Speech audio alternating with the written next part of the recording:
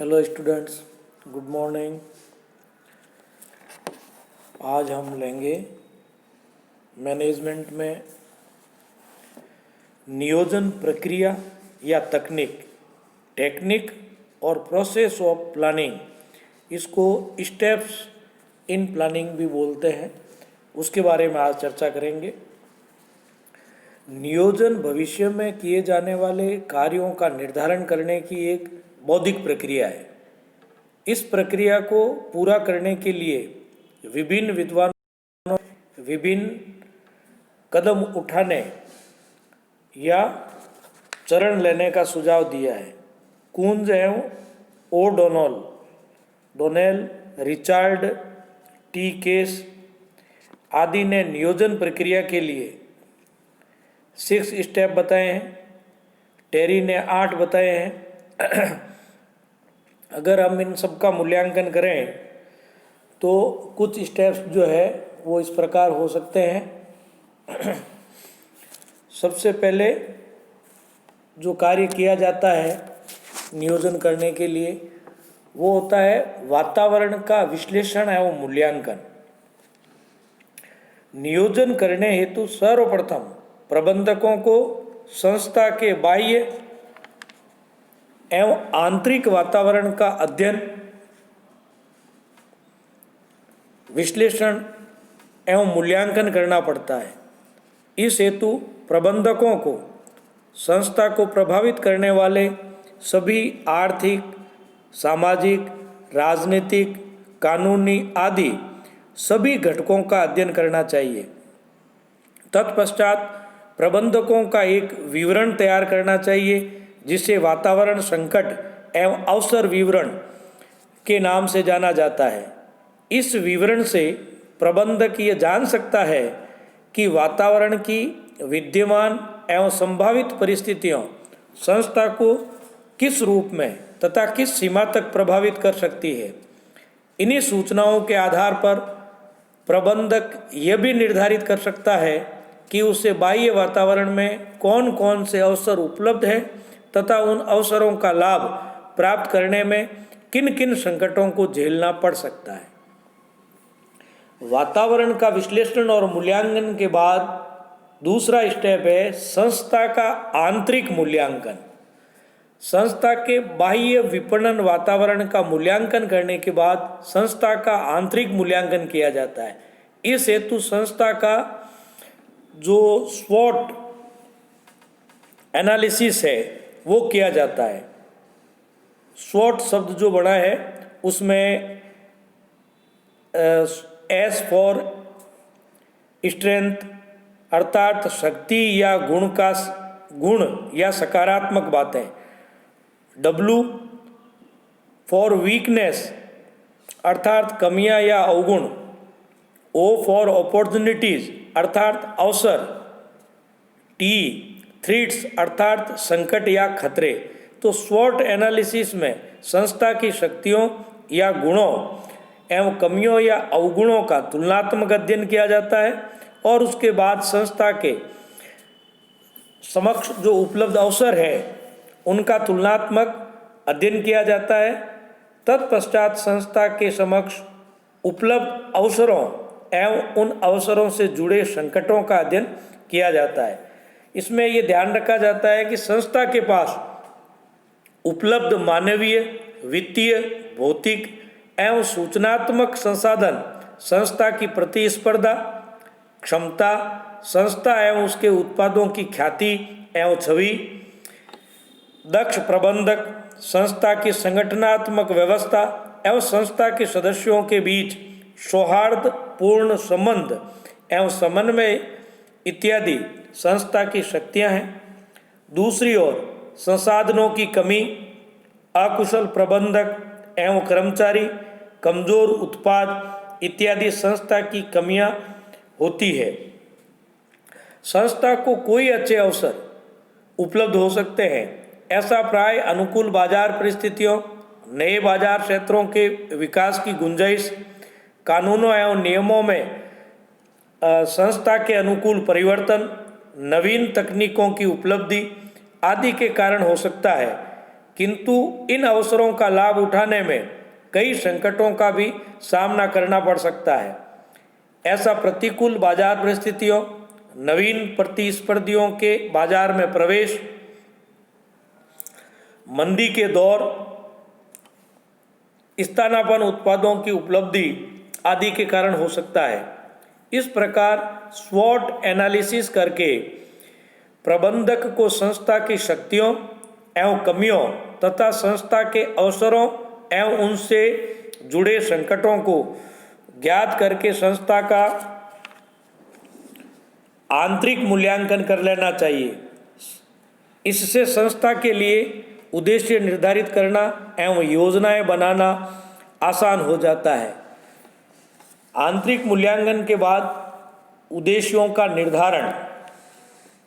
नियोजन प्रक्रिया के अगले चरण में उद्देश्यों का निर्धारण किया जाता है।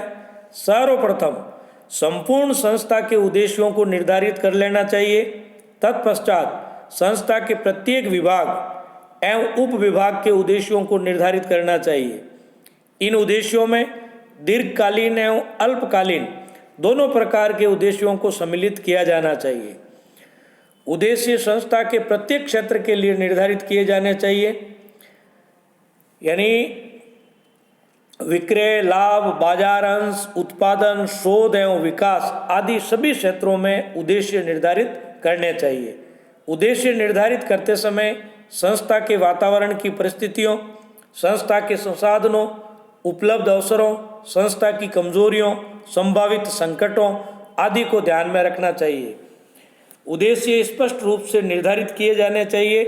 इन्हें परिमाणात्मक एवं गुणात्मक दोनों ही प्रकार से प्रकट करना चाहिए, जिससे कि नियोजन के परिणामों का मूल्यांकन आसानी से किया जा सके। उसके बाद है नियोजन की मान्यताओं का निर्धारण। सभी सूचनाओं के विश्लेषण के बाद नियोजन की मान्यताएं निर्धारित करनी चाहिए। मान्यताएं वास्तव में वे सीमाएं हैं जिनके भीतर रहकर नियोजन करना होता है। ये मान्यताएं सीमाएं कुछ आंतरिक होती है तो कुछ बाह्य वातावरण से संबंधित होती है। प्रबंधकों की धारणा, संसाधनों की उपलब्धता, कर्मचारियों की कुशलता से आंतरिक मान्यताएं निर्धारित होती है, जबकि बाजार परिस्थितियां, सरकारी नीतियां, पूंजी बाजार की परिस्थितियां आदि बाह्य मान्यताओं को निर्धारित करती है। नियोजन करते समय इन सभी मान्यताओं को स्पष्ट कर लेना चाहिए ताकि नियोजन का क्रियान्वयन अधिक कुशलता के साथ किया जा सकेगा। इसके बाद है वैकल्पिक योजनाओं की खोज। सामान्यतः किसी भी कार्य को करने या उद्देश्य को प्राप्त करने के अनेक विकल्प होते हैं। यही कारण है कि कुंज तथा ओ'डोनल ने भी लिखा है कि शायद ही कभी ऐसा नियोजन किया जाता होगा जिसका कोई विकल्प नहीं होगा। अतः नियोजन को अंतिम रूप देने से पूर्व नियोजन के विभिन्न संभावित विकल्पों की खोज करनी चाहिए। प्रबंधक जितने अधिक सृजनशील होते हैं वे उतने ही अधिक अच्छे विकल्प खोज लेते हैं। विकल्प की खोज करने में उन्हें दूरदर्शिता एवं अनुभव में भी उपयोग करना चाहिए। विकल्प खोजते समय उन्हें प्राप्त सूचनाओं एवं नियोजन की मान्यताओं को भी नहीं भूलना चाहिए। नेक्स्ट है विकल्पों का मूल्यांकन करना। विविध विकल्पों की खोज के बाद उन विकल्पों का मूल्यांकन किया जाता है। विकल्पों का मूल्यांकन अनेक तथ्यों के आधार पर किया जाना चाहिए। इन तथ्यों में प्रत्येक विकल्प पर लगने वाला निवेश, उससे प्राप्त होने वाली आय, आय प्राप्ति में लगने वाला समय, संस्था की सीमाएं, प्रत्येक विकल्प को अपनाने से होने वाले सामाजिक प्रभाव आदि प्रमुख है। इनके अतिरिक्त प्रत्येक विकल्प की लोचशीलता एवं व्यवहारिकता का भी मूल्यांकन करना चाहिए। मूल्यांकन हेतु मस्तिष्क के साथ साथ तकनीकी यंत्रों, उपकरणों का भी उपयोग करना चाहिए। नेक्स्ट है समुचित विकल्प का चयन।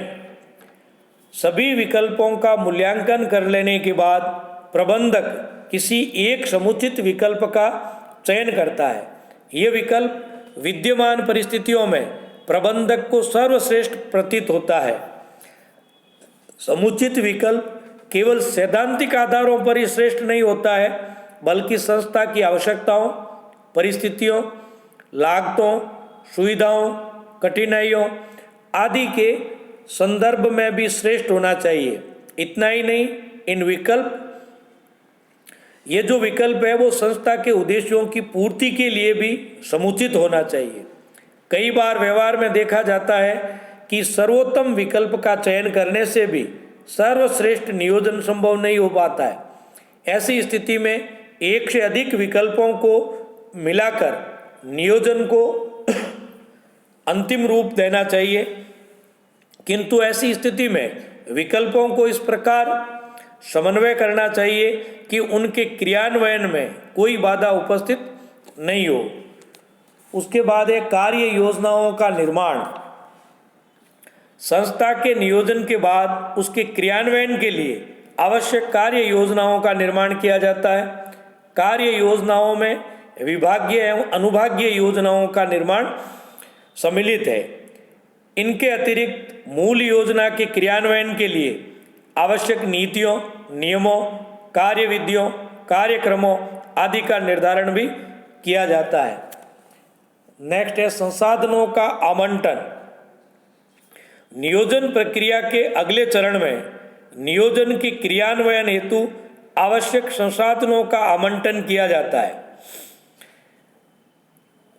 इसको इस रूप में भी कहा जा सकता है कि प्रबंधक बजट तैयार करता है। इस प्रक्रिया में संस्था की समग्र योजना तथा सहायक योजनाओं को बजट के रूप में प्रस्तुत किया जाता है।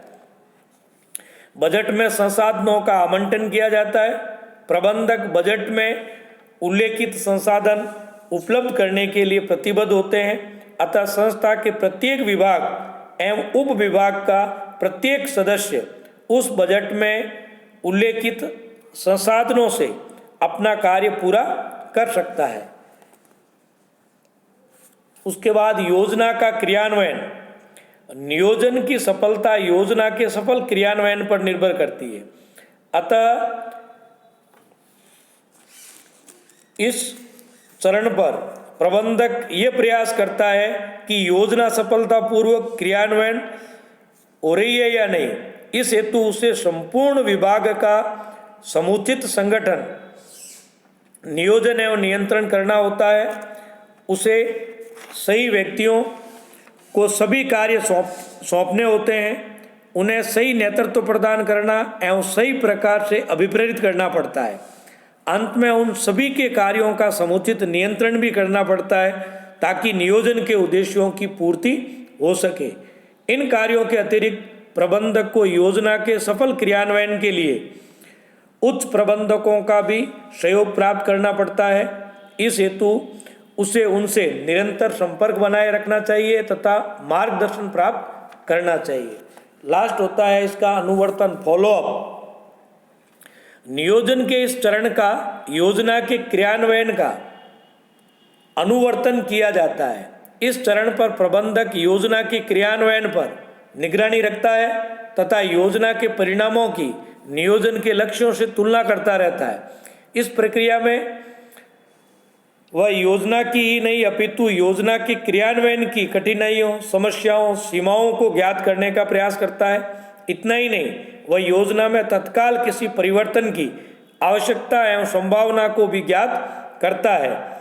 यदि परिवर्तनशील परिस्थितियों में योजना में कोई परिवर्तन करना आवश्यक हो तो वह उसमें परिवर्तन भी करता है, अन्यथा स्थिति में वह उन अनुभवों का भावी नियोजन में भी उपयोग कर सकता है। इसको आप एक डायग्राम के रूप में भी समझा सकते हैं। ये जो डायग्राम दिया हुआ है, इस डायग्राम में सबसे पहले है वातावरण का विश्लेषण एवं मूल्यांकन, फिर दूसरा उद्देश्यों का निर्धारण, उसके बाद में नियोजन की मान्यताओं का निर्धारण, उसके बाद में वैकल्पिक योजनाओं की खोज, उसके बाद में विकल्पों का मूल्यांकन, फिर समुचित विकल्प का चयन, फिर कार्य योजनाओं का निर्माण, फिर संसाधनों का आवंटन या बजट बनाना, उसके बाद में योजना बनाना, और योजना बनाने के बाद में योजना का क्रियान्वयन करना। योजना, संसाधनों का आवंटन, फिर योजना का क्रियान्वयन, और फिर फॉलोअप, अनुवर्तन, और उसमें संस्था का जो उद्देश्यों का जो निर्धारण है उसमें संस्था का आंतरिक मूल्यांकन भी उसमें शामिल किया जाता है। तो इस तरीके से एक डायग्राम के रूप में भी आप इसको समझा सकते हैं। आज के लिए इतना ही, धन्यवाद।